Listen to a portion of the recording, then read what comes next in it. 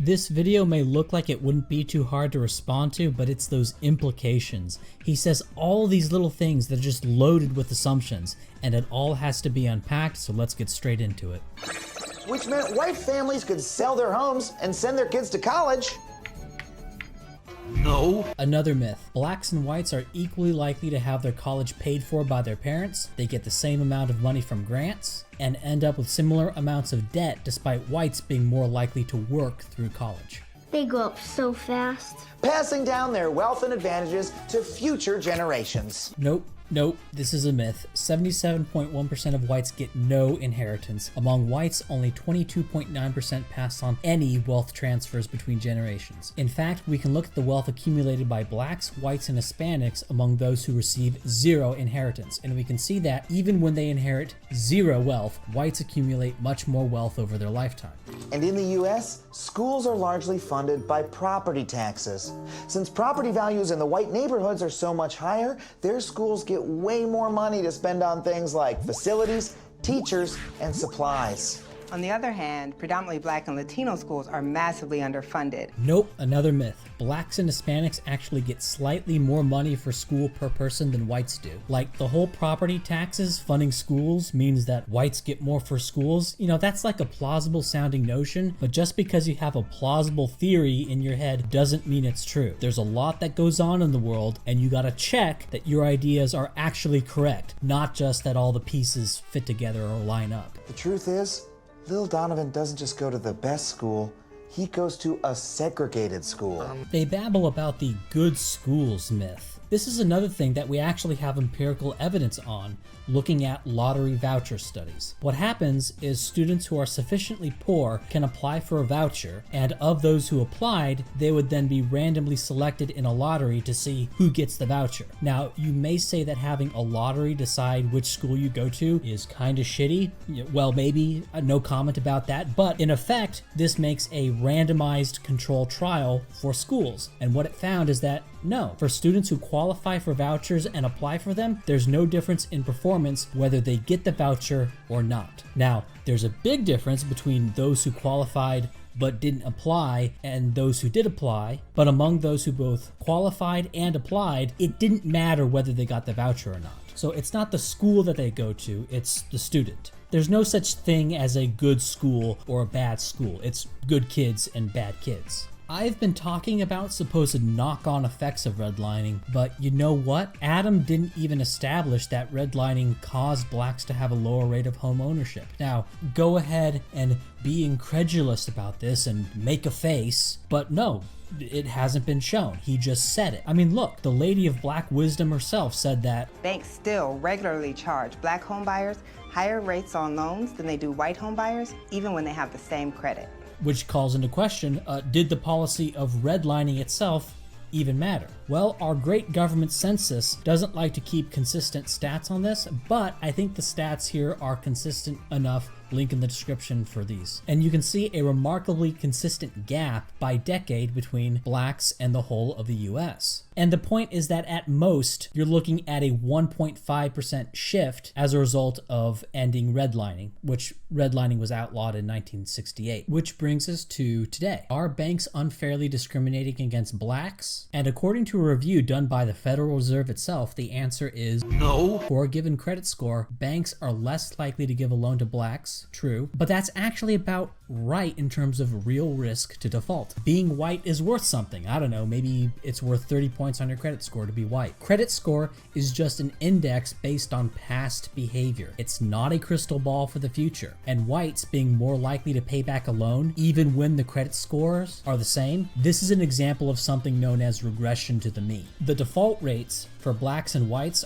are about the same, which is evidence that the banks are accurately assessing risk, and that pure racial discrimination, beyond any other factors that correlate with race, no, but pure racial discrimination is not only a valid business practice, but the banks would probably go under if they didn't engage in pure racial discrimination, given how thin the margins are. But look, if you still think these banks are leaving money on the table, well, that's an investment opportunity for you. You can put your money where your mouth is and invest in those subprime mortgages, giving blacks loans at a rate in line with those for whites with the same credit score, and maybe it'll work this time. Didn't work so well in 2008, but maybe you just gotta believe. Let's take a look at some of these sources here. The Atlantic, the Daily Beast, Sundown Times. Okay, this is a book, A Hidden Dimension of American Racism, with an image of whites only after dark. Apparently that's the racism, is a town that wants to be white only after dark. Okay, New York Times, NPR, of course, The New Yorker. Okay, and who does this lady write for?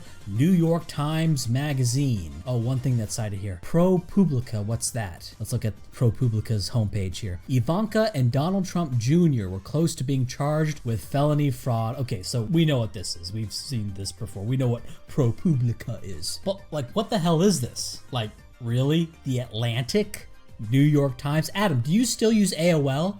I mean, look, just because it's in the New York Times or NPR doesn't necessarily mean it's wrong. Just like, just because Mrs. Affirmative Action here says something doesn't necessarily mean it's wrong. But look, when all your sources are these shitlib blogs, and your resident expert is like this diversity quota shitlib shaboon, and the thing you're doing is like this Comedy Central quality infotainment piece, I mean, do I have to spell it out?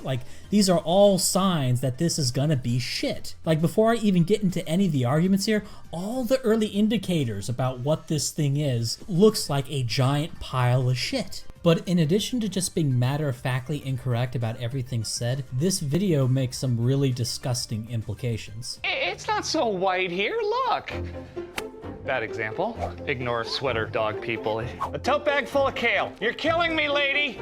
Okay, maybe this neighborhood is mostly completely insufferably white, but that's just the way things are here. It doesn't mean we're racist. I'm sure you're not, Ron. But today, 70 years after Levittown was created, it's still less than 1% black. I may be dead, but the effect of my racism lives on.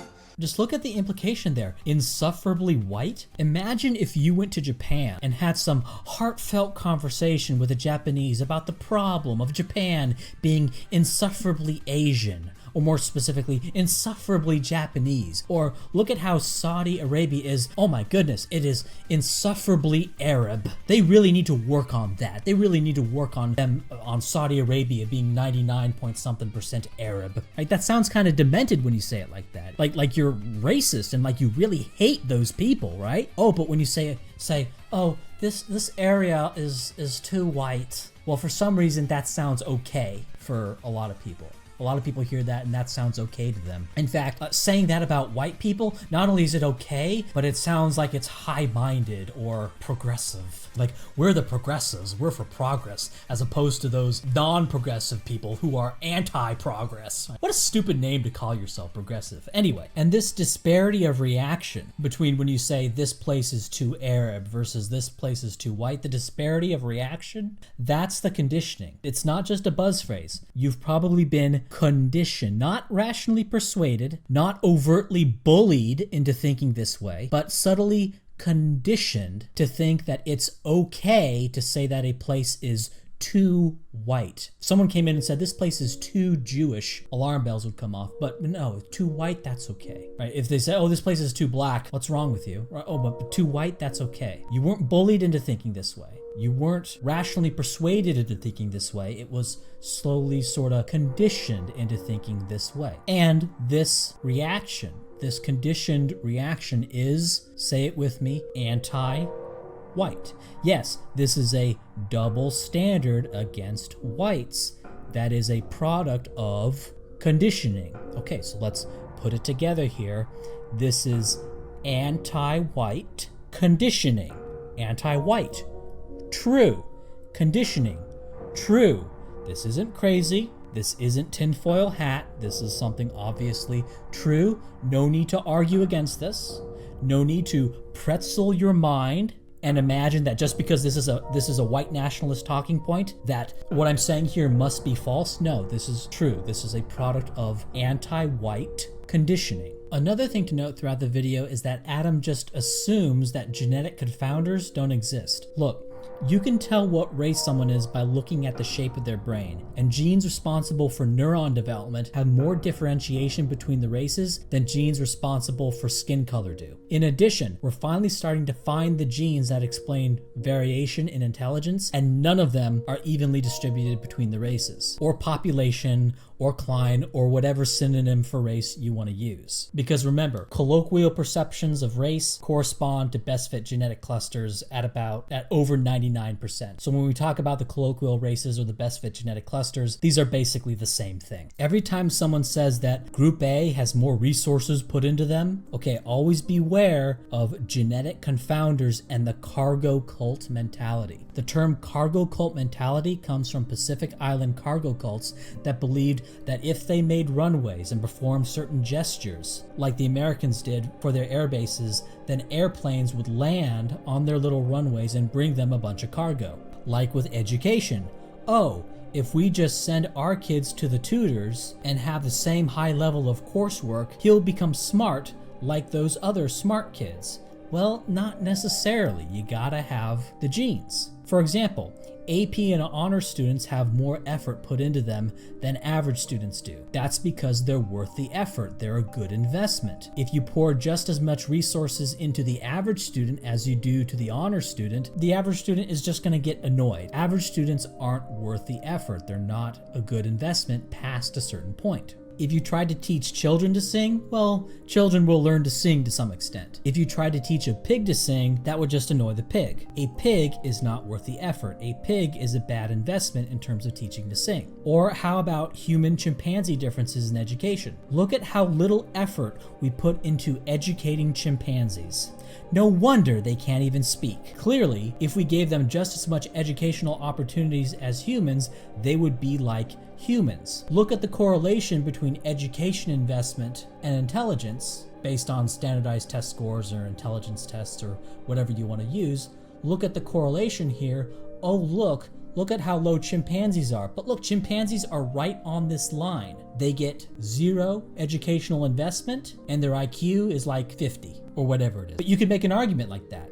You could say that chimpanzees fall right on a linear scale of educational investment to IQ. And it would be true. That correlation is probably true. But that's cargo cult thinking. Yes, some people will benefit from going to college, but that doesn't mean everybody should go to college. If you find yourself struggling to pay back your student loans, for example, well, that's a sign that you were a bad investment and probably should not have gone to college. And whenever you see something, for example, whites live in more expensive neighborhoods, therefore, if blacks lived in more expensive neighborhoods, they would be more like whites, that doesn't follow. Remember, blacks in the top 5th socioeconomically do worse than whites in the bottom 5th socioeconomically on standardized test scores. There could be genetic confounders, I'll say for now. This video is already quite long. Obviously, in my opinion, there are overwhelming genetic confounders, but that takes a long time to properly evidence.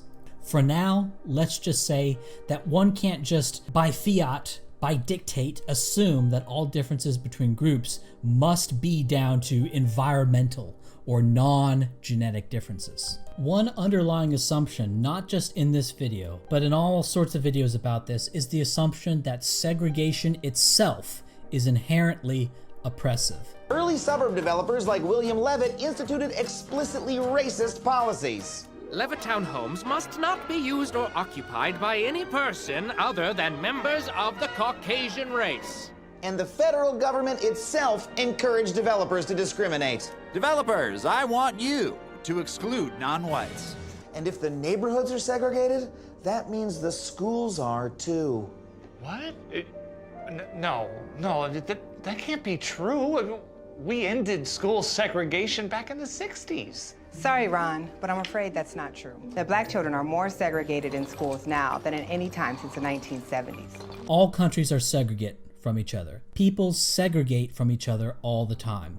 Vietnam is not oppressing Laos by having a border. Is Laos poorer than Vietnam? Probably, but whatever. Now, when I say this, the response is always that it's not mere separation, but some unfair thing being done to the blacks on top of being made separate. And you know what? That's fair enough in theory. If you think there's some unfair thing being done on top of the separation, fine, that's fair game, something to look into. But there's nothing wrong with separation itself, and throughout this little clip here, it's repeatedly implied that keeping an area white is itself a bad thing. No, this is a neighborhood for us whites. This is our space, not yours. Adam repeatedly speaks of segregation itself as an evil unto itself. What happened to freedom of association? Freedom of association means freedom from association. It means freedom from other people. It means freedom from blacks if you don't like blacks. Look, if you want to live around a bunch of blacks, more power to you, Adam. You know where Detroit is. You know where Haiti is. You know where East St. Louis is. Bon voyage. I wish you well. I don't want to live around them. Most white people don't. That's why they would rather commute for 2 hours than actually live around blacks. And there's nothing wrong or evil about that. And when you think about this more deeply, what kind of creepy shit this is? Does civil rights just mean other races having access to whites? No, you don't have a right to have access to whites.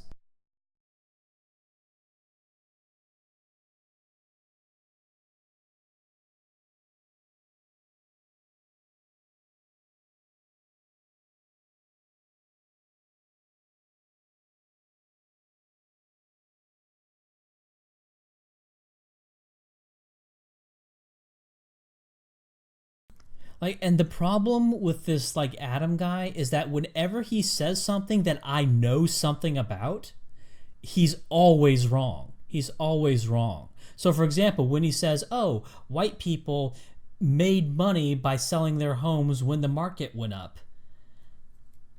Did they? Is that, do white people make money off of their homes on average once you take into account the higher upkeep cost of more expensive homes and the higher property taxes of more expensive homes? Is home ownership actually a way of building wealth? I've heard people say that homes should not be counted as an asset, that homes should be counted as a liability because on average people actually lose money on homes. I don't know, but the thing is, this is citation needed, and you can't trust just because this Adam guy is saying this. Because who knows who actually did the research? Who knows what interns actually went out and did the quote-unquote research on this? Who knows? All right? So that's the problem. It's there's all these little statements. Or another scene in this where the doofus McGee here says, oh, I can't, this home loan, this isn't even enough to pay my rent. In the little red line game. This home loan isn't even enough to pay my rent.